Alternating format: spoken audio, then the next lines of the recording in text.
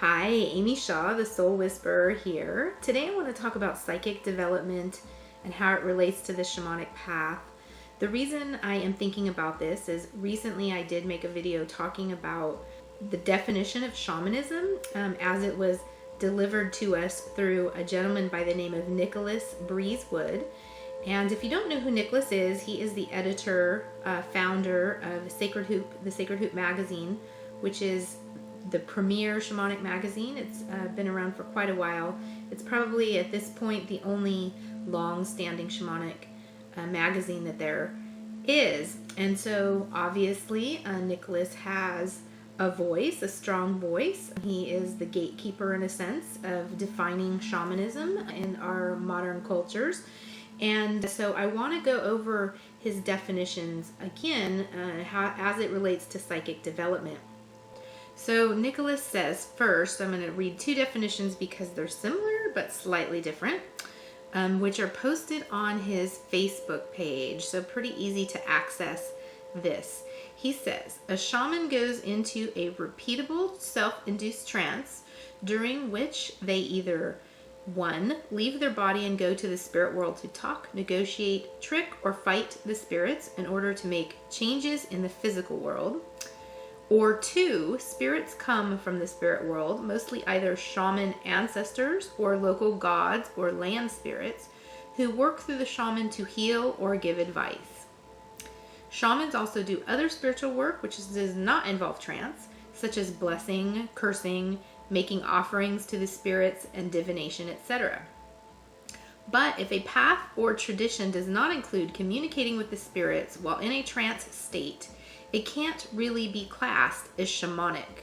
This is the same both with all traditional shamanic cultures and modern Western core shamanism.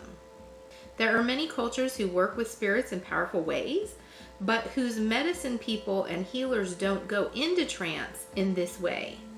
These cultures are classified as animistic. And I think that he has some good points. He says, this is not my definition. This is the widely accepted definition used in the study of tribal people and their spirituality. I think that Nicholas makes some really, really good points. And I think that his definition definitely speaks to a lot of the Native American cultures. A lot of people have a misperception about it. They think that Native American cultures are inherently shamanic, when in actuality they're not. They're animistic, but they don't necessarily have shamans. Certain tribes did have shamans, but actuality, shamanism in Native American spirituality is fairly rare. So they have medicine men and medicine women in the role of that. They don't necessarily have the role of shaman in the tribe. So I think that his definition is definitely important, and it gives us a lot of insight. It has a lot of truth in it. I'm going to read his second definition. So his second definition is, again, because I bump into misconceptions everywhere I go, the definition of a shaman, no ifs, ands, or buts, no New Age fantasy. He says, a shaman is someone chosen by the spirits and who can go into a controlled and repeatable deliberate trance state during which they A, experience spirit flight, where they go to the spirit world and meet spirits who they either fight with, negotiate with, or trick in order to create change in this physical world, and B, are taken over by the spirits, normally ancestral shaman spirits or local land spirits, while in the physical world, the spirits using the shaman's voice and body to heal or give advice to members of the shaman's community. Without the spirit and their blessing, a shaman cannot exist or function. Without this trance state, it is not shamanism. Again, a very similar definition, but a little bit different. That's why I chose to read both of them. And again, I think that both of these definitions have truths in them. They're strong definitions. I think they definitely help to discern between shamanism and, say, just being a psychic or being a medium or being a channeler or, you know, all these other sort of new agey things that we see. There is a lot of people that follow much more new age path that are calling themselves shamans. And in my personal opinion, they're not necessarily shamans. It's not that I'm trying to be the gatekeeper of shamanism or say who is or isn't a shaman or tamp it down in any way or discourage people. I just think that at least my view of what a shaman is somewhat distinct, but I also do like the archetypal view. So I'm not trying to be stereotypical at all, but I am trying to say that I think that there needs to be strong lines between what a shaman is and what a shaman isn't. And so we need a working definition. I think Nicholas's definition is a definitely jumping off point, but it's lacking in some ways. And this is why I want to talk about psychic development. So I've shared before that I have been a student of the School of Modern Soul Science, and I'm so grateful for that, because I have learned a lot about archetypal shamanism. And it's not even so much that the lectures have been exclusively about archetypal shamanism, because they're not. Within is interwoven a lot of Gnosticism and alchemy and all these kind of concepts, how they interrelate, and so it's really interesting. I'm learning a lot. But just wrapping my head around developing a language and a culture of archetypal shamanism has been very important to my own shamanic development and understanding. So this is why I want to talk about psychic development. So first of all, this is my Shamanic Archetype Constellation. I developed this out of the Shamanic Archetype workbook. It used to be free online. It's no longer free. I believe you do have to take a little mini workshop in order to access it now. But the Shamanic Archetype workbook will help you make your own mandala. It's pretty intense. You go through this sort of scoring system on all these different facets, and then at the end you total them all up, and there's different columns for what's influencing and what's informing the different facets. So you develop this sort of constellation because it all really is interrelated in a way that's difficult to separate out. But if you do this exercise, by the time that you're done, you have your own mandala, which is distinct to you. It isn't going to look necessarily exactly like mine. My mandala, I have a wounded healer, elder are the two main ones in the center. Everything else sort of feeds into that and likewise is connected out. I have spiritual warrior, traverses world tree, and initiated to darkness in these outer rings. And then here on the outside, I have alliances with spirit, psychopomp, culture hearer, light bearer, and seer. And the reason I want to talk about this is because for myself personally, some of these things, like initiated into darkness, this happened to me when I was a child. I had nothing really to do with that on a conscious level. They're just events that happened to me. And this is another concept. I want to come back to this, but just to get a little offshoot here, talking about chosen with the spirit. That truly is a subjective interpretation. I mean, anybody can say, well, I've been chosen by the spirits. I mean, we don't really know that. I mean, it's between the person and their relationship with the spirits. So we don't know that. But in my case, initiated into darkness, again, that's something that occurred for me when I was a child. The seer, okay, my psychic development, again, I've my entire life connected with and had some consciousness about my psychic ability since I was a child. It really was developed out of a survival mechanism for me. So I had to have an acute awareness and awakeness and ability to perceive things, to sort of keep myself safe, to step out of danger when I, was potentially going to be in danger and that type of thing.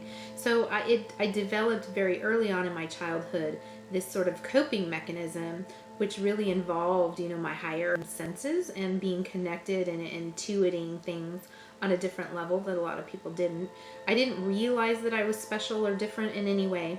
And when I say special, I don't mean like special. We all have the capability of developing our psychic abilities, which is why I'm making this video to talk about this. So as a child, this seer aspect was already strong. I had to develop it very early on in life, but I didn't really connect it as that or start working with it with intention. In other words, I was very unconscious about it until much later in my adult life. I think it wasn't really until I entered the church and became a Christian and started framing it in terms of the gifts of the Spirit and then working with it on that level.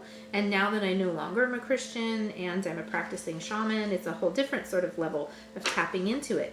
But the point I want to make too is that, for instance, traverses the world tree, psychopomp, these are not things that I normally would do naturally. Now, psychopomp work, I have been surrounded by death and dying people going on 15 years now, and even prior to that, I, watched my ex-husband's mother pass away. I literally was the only one in the room when she took her last breath. My grandfather passed away of cancer, I witnessed that. So I had experience with dying people prior to my own cancer, but really when I got cancer 15 years ago, it put me smack in the center of being in a culture of death and dying. People that are, on a daily basis grappling with end of life issues and the physical frailty of their bodies and all that kind of stuff. So psychopomp is not normally or naturally something that I would do, except for the fact that the spirits have really put me into this realm of death and dying. And so that's been a part of the path. But actually developing the skill, that's taking this seership, these psychic abilities, and translating them into this psychopomp, or into Traverses World Tree, or into Culture Hero Light Bearer, or into alliances with spirits, transferring that into everything else I've done through training. I've done through training at the Foundation for Shamanic Studies and other things that I have done, studying under Robert Moss for 18 months, all those kinds of other things that I've done. So I'm sharing that to say that a certain amount of these things, these constellations, are things that are inherent in me, but they're inherent in everybody. We all have the capability. And so we can learn and we can become more psychic, more attuned to, our psychic senses. I think certainly when people journey into the spiritual realm and start interacting with spirits, and they can do it with intention and with some sort of structure and a context, that definitely can be developed more and more and more through practice and encouragement and the wisdom of elders and teachers kind of guiding us along the path. So it's not to say like you're born a shaman and you're given 100% of your gifts right then and there, and you're just this phenomenal person that from the age of 2 have been this wise sage. It doesn't work like that. Even in indigenous cultures, I've talked about this book in previous videos. I just happen to have it sitting here next to me in the chair.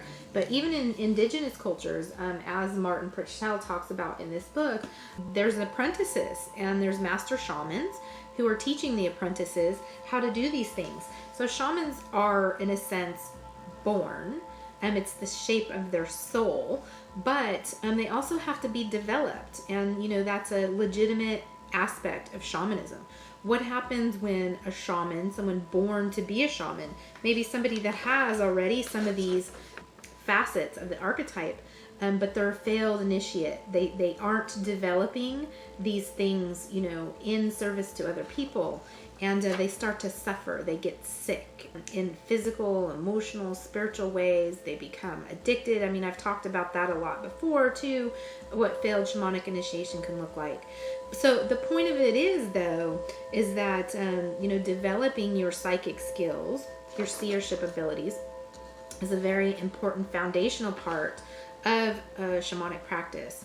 And some people are going to, sort of get their feet jump started on, well, they've been on the path all along anyway, but consciously connecting to the title, the role, the service of being a shaman. And they might jumpstart on that path of that, already having a really strong psychic sense, but they may not. And that's okay, because those people at first might feel like, oh, this is really hard. I can't do it. I don't know what to do. And it's okay. It doesn't necessarily mean that you're not a shamanic type individual. You just may not be a fully practicing shaman yet, but you're on the path and you're developing. And so the point I really am trying to get across is that development is a normal part of shamanic process. It's not either yes or no.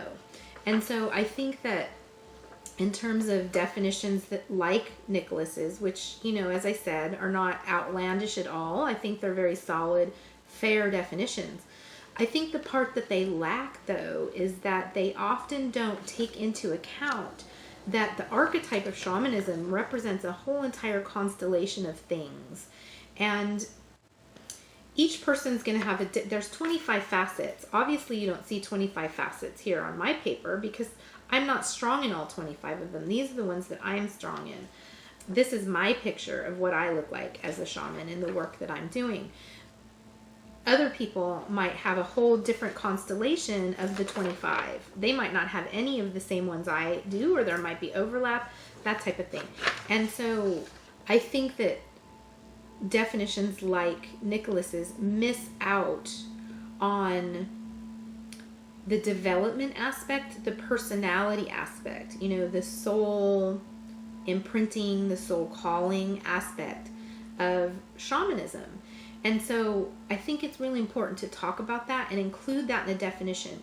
It's difficult to articulate that, though, right? I mean, it's almost impossible to put that into words and write it into a definition in a way that's comprehensive and concise and makes sense to people and speaks to them exactly where they're at.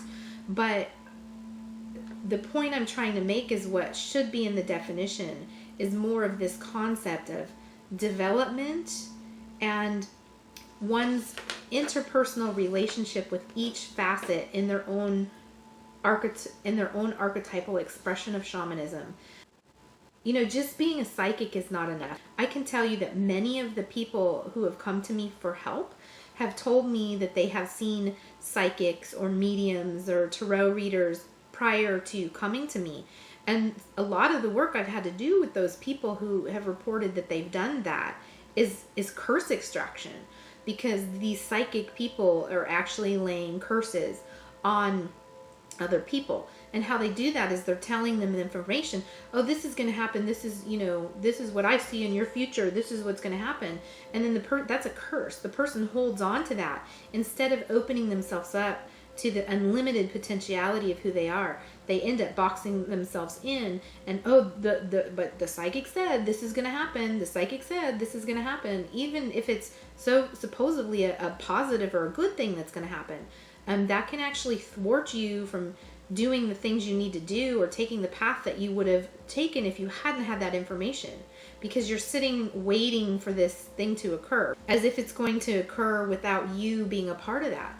That's a curse. That is a curse. When it alters reality, when it alters somebody's decision making, it alters their behavior. That's a curse. And, you know, like I said, even if the information that's coming through is this positive thing, what we're calling a positive thing is going to happen to you, it still can have a negative consequence. And so the point I'm getting at here is that even in psychic development, you know, just being a psychic alone does not make one a shaman. And, you know, just being a medium. Mediumship and psychopomp are very similar things. They, in a lot of ways, mediums, you know, are doing shamanic work in the sense that they're going into the spiritual realm, they're having communication with spirits. The part that the medium might not necessarily have is the engaging with the spirits. A lot of times mediums are just bringing back information from deceased ancestors for people. Sometimes this information is incredibly healing, sometimes it's not, but usually the medium is not connected to the person that they're giving the information to in a way that they're tuning in and delivering the information in a way that's not hurting them, that's not cursing them. Or they're not discerning, you know, if this really is the deceased ancestor coming through or it's something else. You know, the spiritual realm is a very tricky place. There's a lot of tricksters there, and they don't always have good intentions. And so we have to be so ultimately discerning. And I think that this is where a lot of like mediums and psychics really fall short. So it's more than just one thing. It's more than just being a seer or having psychic development. It's more than just being a psychopomp. Alliances with spirits is an important part of shamanic practice. It's all of these things combined together, and the each person's individual relationship with these things and seeing the shadow aspect of each one of these, working through it interpersonally, being psycho-spiritually developed and adept. And I think that that's the part that's missing from a lot of the definitions of shamanism that we see. They tend to be a little bit flat and a little bit stereotypical in their view. They're only looking at the outside of what one's behavior is and what one is claiming their behavior is and what one is, doing, their skill level and what they're claiming their skill level. It doesn't really take into account the psycho-spiritual development and, the integrity and, the connection with self, introspection, and all those kind of psychological things that need to occur for somebody to be in a strong shamanic practice. But the point of this video was really to talk about psychic development and how, that is definitely a legitimate aspect. Most of my circle, as I've shared many times before, is actually psychotherapists. So they're psychotherapists who feel that the work that they're doing is not enough, that there's another layer, and that's what's led them into shamanism. So they may not have a really strong psychic development. And the point I want to make is they might have everything else. They might be the wounded healer. They might be master of ceremonies. They might be a spiritual warrior. They might be initiated into darkness. In fact, I'm probably going to guarantee they have. But they don't know how to traverse the world tree. Or they don't have a strong psychic ability. They don't know how to do psychopomp work, maybe. They know how to do it here in this realm, working with somebody. They know how to be a guide to them. They know how to, go into the descent with their client and how to bring them back out, how to be that light in the darkness. So they're doing psychopomp work. Maybe they're not doing it in accessing the spiritual realm. So my point is they can learn to do this. They can learn to access the spiritual realm through journeying and to be that psychopomp, to take their psychotherapeutic skills that they're already practicing and use those actually in the spiritual realm. They can learn how to develop alliances with spirits in the same way that they're developing alliances with their clients. My point of it is some of this is already, there's an inherent blueprint, I guess, to the soul's shape or its mission. I don't know how to really articulate it in words. There's a blueprint for that, where people feel that calling. And some of these people do end up in the helping professions. And those people that do, they might be not as developed in some of these areas. But that's okay. That's okay. And I think it's important to discern that, as I stated, I'm going to say it maybe in a little different way, there can be people that are already psychics and doing that work, and they already are doing psychopomp work through mediumship practice. Maybe they have some initiated into darkness, but that doesn't necessarily mean that they're shamanic types, because they're not doing the work of connecting all these things in a way that is fully engaged with the person that they're with. I don't know. It's hard for me to articulate this. I've seen it many times, and it's not that. Okay, let's just say you go and see a psychic, and you're sitting in front of this psychic. This psychic is going to tune into you. So I'm not saying that they're completely unconscious of you and who you are. They're going to tune into you, and they're going to allow information to come, and ancestral spirits may come, and they'll deliver that information, yes, but they're not tuned into the degree that they're truly doing shamanic work, which is facilitating at a soul level. They're disconnected from it at a soul level. And so I think that's what I'm getting at. I'm sorry I had to babble on and on and on and hear myself repeat myself a bunch of times for the information, it's kind of blocked for it to come through and start flowing. And now here it is. Okay, here's the flow. Yes, that's what it is. It's on the soul level. They're not connecting with the person on a soul level. They're just connecting on a psychic and a consciousness level, this cognitive level. And they're missing that piece of the soul tending and, really being that light in the darkness and walking alongside and encouraging people, developing relationship with people and encouraging them. You go to see a psychic and it's like, okay, you have an hour-long thing, and nobody goes to a psychic every week in the same way that they go to a psychotherapist every week. Nobody does that. maybe once a year. I mean, unless you really have some sort of, like addiction to this type of thing, and you might go every week or, every month. I don't really know. But the typical average person that I've encountered that has told me that they've seen a psychic and seen a medium and done this, exposed themselves to this, and have been cursed through that. Usually it's once a year, a couple times a year that they do this. But it's interesting because I vendor at the metaphysical fair from time to time, and I consistently will see the same sort of group of people that come as clients in the metaphysical fair. And a lot of these people might come and not even see the same practitioner. So it's not even as if they are developing a relationship with this particular practitioner that they resonate with. They're kind of like at a buffet line and they're trying a little bit of everything. Oh, let's try that. Let's try this one. Let's try this one. And to me that's, sort of a level of dis-ease with oneself that's not fully being addressed.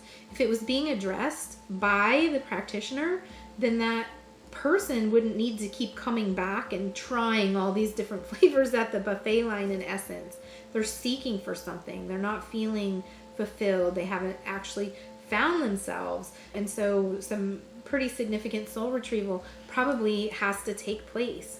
And that's the one thing that I talk about a lot with people that come by my table when I'm vendoring, is these kind of issues. So I just want to encourage you that if you're the type of person where you have the nuts and bolts of your soul shape to be a shamanic type individual, but don't know how to bridge that gap between that, having that innate desire to help people, to tend people's souls, to have compassion, to care for them, and you feel like you might be on a shamanic path, but you don't feel like you're strong in a lot of these other areas. It's okay. There's a development that can occur, that should occur. It's a normal part of the process. And I just want to encourage you to dig in and get focused and get a discipline and, study just like you would if you were getting a college degree.